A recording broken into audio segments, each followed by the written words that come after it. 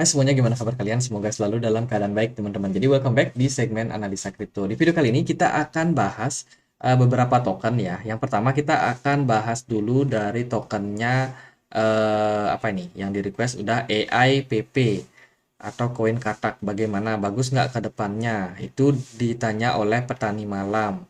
Lalu ada juga aku mau review satu lagi yaitu BNB Tiger dari Rudiansyah Rudi. Apakah masih bisa pam lagi? Lagi pam. Oke, kita akan coba untuk lihat ya. Pertama kita akan bahas dulu dari AIPP. Hari ini AIPP King diperdagangkan di kisaran 0,00000458. Hari ini market crash, drop sekitar 7%. Dari Bitcoinnya sendiri pun hari ini juga cenderung turun, teman-teman. Kalau kita perhatikan, kapitalisasi pasarnya sangat kecil ya, hanya di kisaran 1,9 miliar rupiah saja. Dengan supply maksimum sebanyak berapa nih? 420 triliun token AIPP. Sebenarnya ini project apa sih? Kalau kita perhatikan sih di sini adalah layer kedua public chain yang akan menjadi AI terbesar untuk meme community di jaringan Polygon.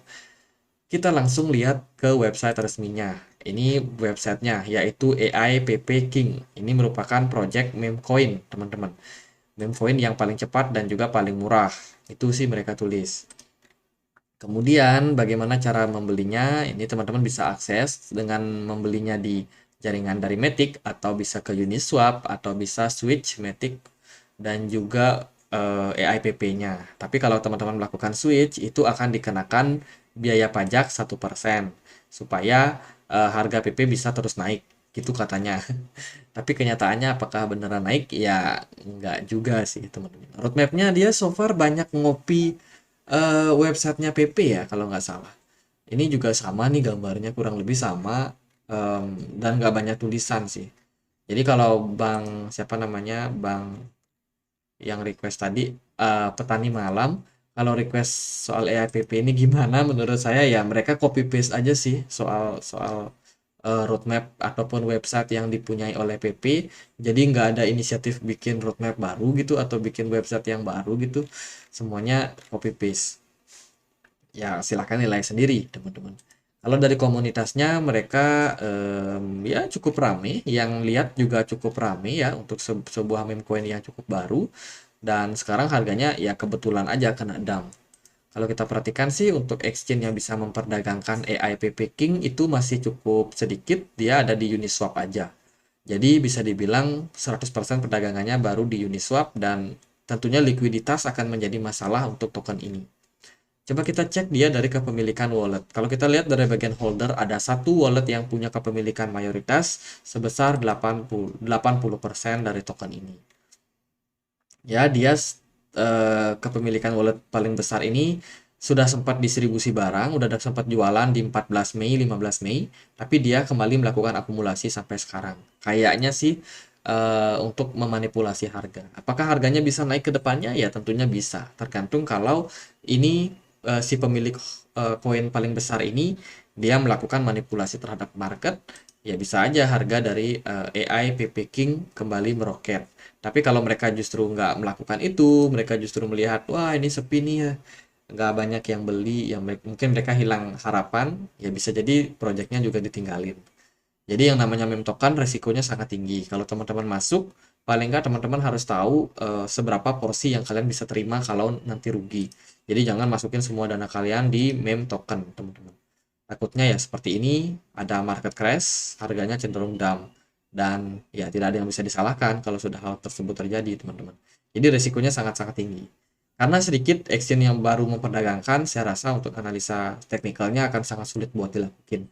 Jadi nggak akan terlalu saya paksakan, sementara pergerakan harganya turun. Kalau teman-teman mau beli, ya beli dengan spekulasi. Tidak ada yang tahu kapan dia naik, tidak ada yang tahu kapan dia bakalan turun lagi. Jadi yang paling pasti secara fundamental ya nggak bagus. Dari websitenya copy paste.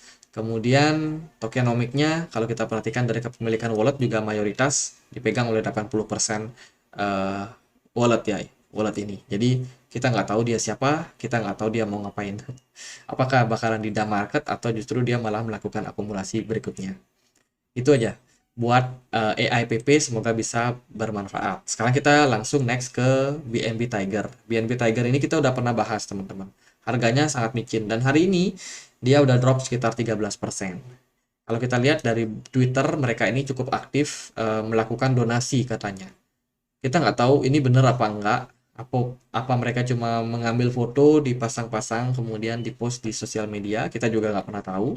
Tapi yang pasti kegiatan sosial yang mereka lakukan ya mungkin bisa menjadi apa ya, memberikan orang itu simpati lah istilahnya. Tapi nggak ada yang tahu pasti lah teman-teman. Kita nggak tahu apakah ini resmi atau enggak, apakah ini cuma gimmick atau enggak. Tapi kalau kalau kita berpikir positif, anggaplah benar ya. Ya semoga lebih banyak orang yang melakukan donasi. Jadi kalau teman-teman masuk ke BNB Tiger ya pastikan teman-teman mau melakukan donasi. Artinya mau beramal lah teman-teman. Kalau buat mengharapkan harganya meroket, mungkin sesekali akan ada momentumnya. Aku juga coba untuk akses dia di website resminya, tapi nggak bisa, teman-teman. Ini ada semacam hacking mungkin atau apa. Aku udah aktifkan VPN, beberapa kali ganti VPN di negara Eropa dan juga Amerika, tapi nggak bisa untuk akses websitenya. Kemudian kita akan langsung masuk dia ke pembahasan. Oh, dari data BNB Tiger ini nggak terlalu transparan ya. Supply beredarnya belum kelihatan, kapitalisasi pasarnya pun juga belum kelihatan. Jika kita lihat dari pasarnya, dia masih bisa diperdagangkan di PancakeSwap aja. Dan juga BKX baru listing di sebuah exchange. Ya, bagus lah teman-teman. Cuma kalau untuk dari segi pergerakan harga, menurut saya ini mengerikan sih. Pump down, pump down. Ya, jadi gitu sih teman-teman buat buat BNB Tiger. Mari kita cek dia dari kepemilikan walletnya. Sementara 56% dari total supply yang beredar ini sudah berhasil di burn, teman-teman. Di burn terus-menerus dan kalau kita lihat dari chartnya sih ini mengalami peningkatan jumlah koin yang di burn. Tapi ya nggak terlalu ngaruh juga secara signifikan harga. Masih tetap sama-sama aja. Terus ada di pemilik wallet kedua ini yang punya di PancakeSwap. Ini teman-teman yang mungkin melakukan hold ataupun staking ya. Itu masuk dalam kategori ini. Kalau kita lihat dari kepemilikan wallet di PancakeSwap itu terus distribusi barang sejak Oktober 2022 sampai sekarang. Mereka jualan terus. Artinya apa? Holdernya makin dikit. Kemudian dari Bitmart Wallet ini juga kepemilikannya cukup besar 1,7%. Kalau kita perhatikan di sini terjadi peningkatan. Oke, jadi kesimpulannya adalah jumlah koinnya terus di burn, terus jumlah holder di PancakeSwap berkurang, tapi dari Bitmart cenderung naik. Terus kalau kita lihat dari kepemilikan wallet nomor 4,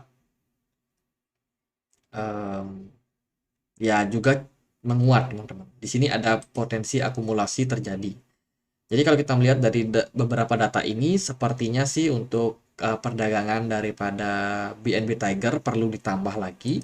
Mereka perlu listing di exchange-exchange besar kalau mau koinnya kembali survive, kembali menguat ke depannya teman-teman. Kalau enggak ya mereka di sini-sini aja.